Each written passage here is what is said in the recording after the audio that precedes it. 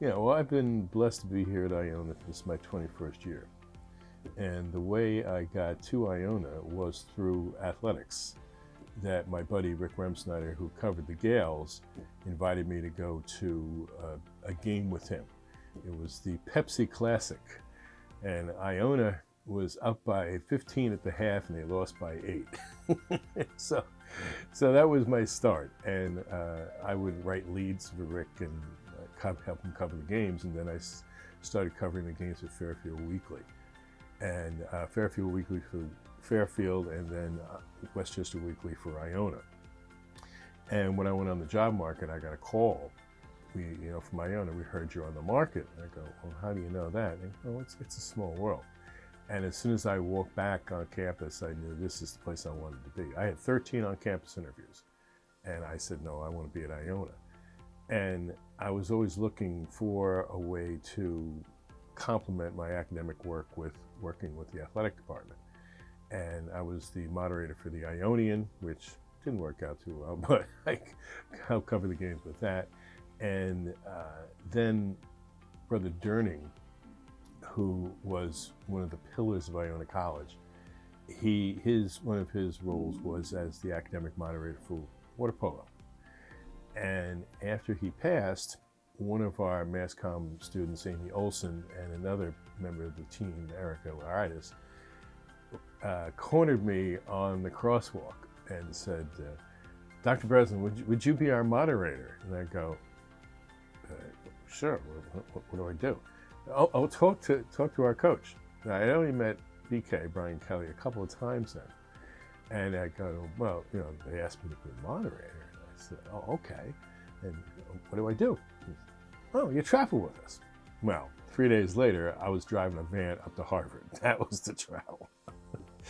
So I've been the academic moderator now since 2013, and it's been a very fulfilling experience.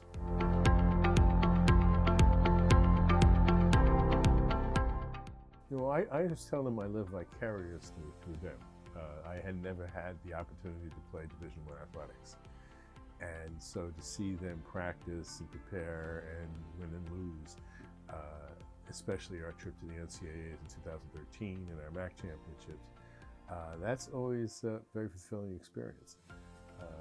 Plus, meeting the parents, listening to their concerns, see the interaction between the parents and the students, I think is very valuable for a professor. I always tell my colleagues, I think that every professor at Iona should be required to drive a van at least for one afternoon. Of course, they strongly disagree with me. But when you hear the conversation in the back and interact with them and hear about them talking about their classes and other professors and so forth, it gives you very valuable perspective in the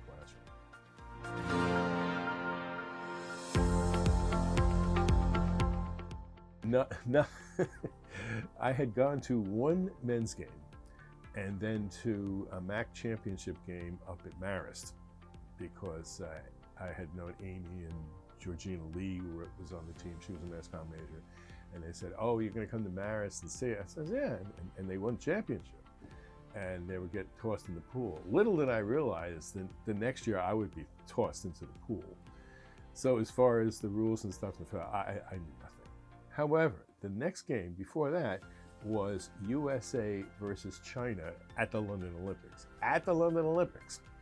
Because I had gone over and, a friend got some tickets, and the first day I was there, you just had to get a ticket and then wander around trying to find one. And I had my little sign saying, I need one ticket. And I go outside of the water polo venue, and I hear, Breslin! It's Chris Vidal, who was on the men's team. He was also a mass comm major. He's now the coach of Marist. And his fiance, now his wife, was the goalie for the our gold medal water polo team. So he ran inside, got me a ticket. So actually the third game I saw was an Olympic game.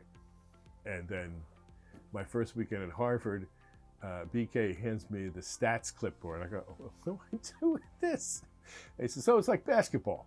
Well, no, it's not. So I've slowly learned the game. But in sitting on the bench a lot of times, I will see how much I don't know. And even when BK and I are having a conversation about the game later, he'll mention something, I have to go, what do you mean? So I'm still slowly a student of the game.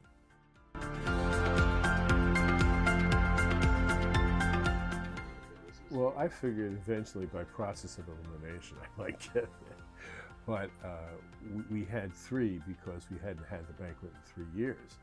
And so I really didn't expect it at all. And Amy and Alyssa Terza, who had also been on the team, they came over and sat with me. And I'm like, what are they sitting here for? And then, of course, it was all set up. And so what Amy had to say and Alyssa, and then what people said coming up to me afterwards, it was very fulfilling to see that they had appreciated what I do. In the academic world and the professor, if you're looking for thanks, if you're looking for appreciation, you're not going to get it that much. And you got to have a thick skin with the negative that comes.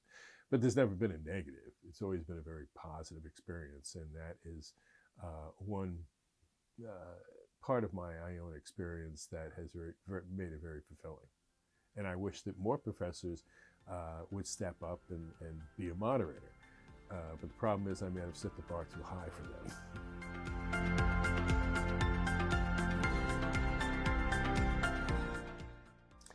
Yeah, I was very surprised when I got the Distinguished Gael, because it's named for Brother Durning.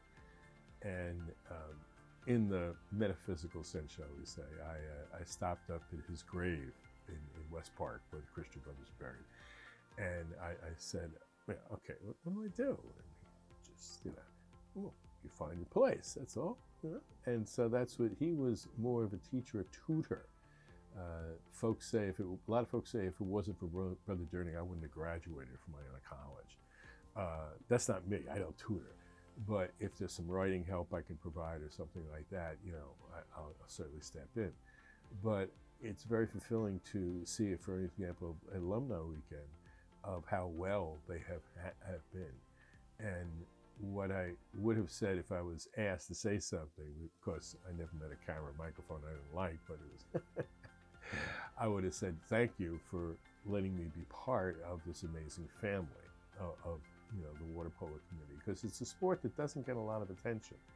Yet the games are just as exciting. There is a major following around the world, and here at Iona there is a tremendous legacy that the women's water polo team is the only team to win a postseason NCAA game. Of course, cross country and track have been at the national championships, but that's a team, that's a different type of setup. And so it's really amazing at what Coach Kelly and his assistants have done over the years to build a very respected program.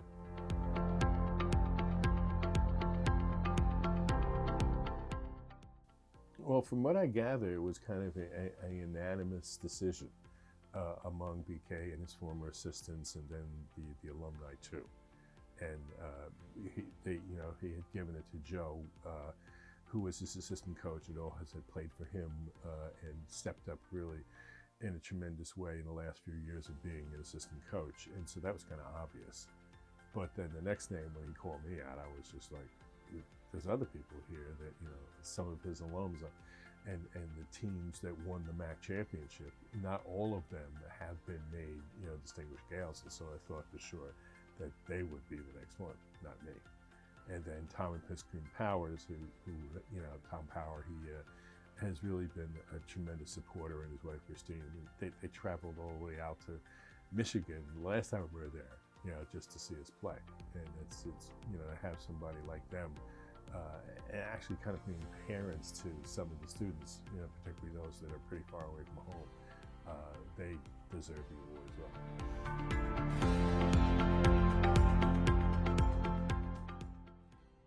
A few years ago, I got the McCabe Award for Social Justice, and that was a very moving experience, because at the time I had been on mission trips, I had done a lot of social justice work, and not really expected to hear any kind of accolade for that.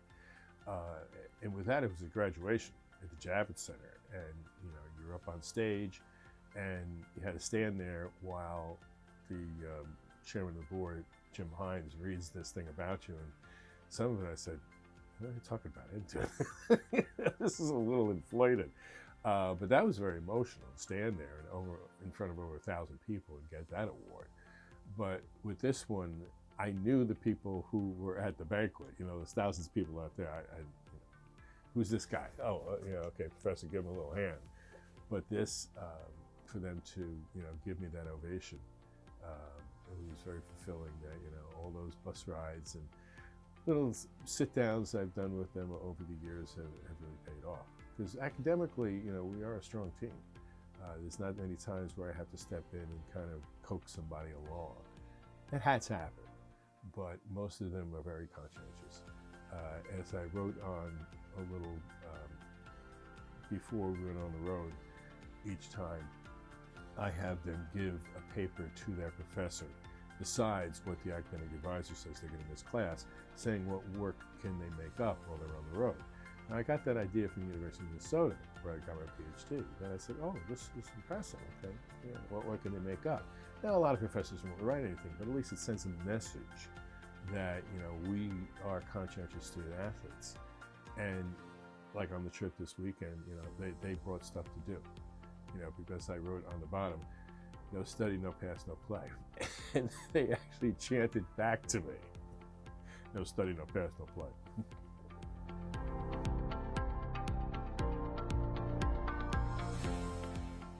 After my first few games with the ladies in 13, I just casually, said, well, about the men's team. He goes, oh yeah, you're moderating for the men's team. I hadn't even met them yet.